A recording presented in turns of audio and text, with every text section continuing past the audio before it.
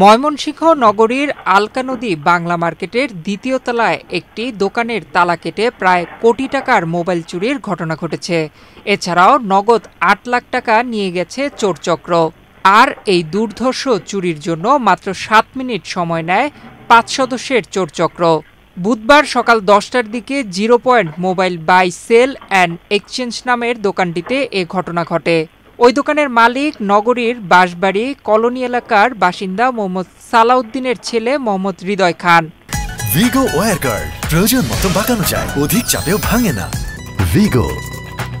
ভুক্তভোগী হৃদয় খান জানান, মঙ্গলবার দোকান বন্ধ করে বিভিন্ন ব্র্যান্ডের ২৮০ পিস মোবাইল ও ক্যাশবক্সে নগদ প্রায় ৮ লাখ টাকা রেখে যান।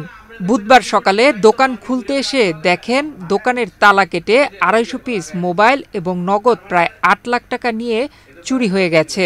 পরে দোকানের সিসি ক্যামেরায় দেখেন ৫ সদস্যের একটি চোরের দল ওই দুর্ধর্ষ চুরিকাণ্ড সংগঠিত করেছে। এ সময় ৩ চোরকে বাইরে পাহারারত এবং ২ চোর দোকানের ভেতরে ঢুকে শাটার আটকে ২টি ব্যাগে মোবাইল ও নগদ টাকা নিয়ে যায়। এ ঘটনার খবর পেয়ে বেলা ১টার দিকে ঘটনাস্থল পরিদর্শন করেছেন জেলার অতিরিক্ত পুলিশ সুপার মোহাম্মদ আব্দুল আল মামুন, সদর সার্কেলের অতিরিক্ত police super Mohammad Suhrawardy Hossain, Kotwali model থানার ওসি মোহাম্মদ ফিরোজ হোসেন সহ জেলা ডিবি ও সিআইডি পুলিশের পৃথক দল।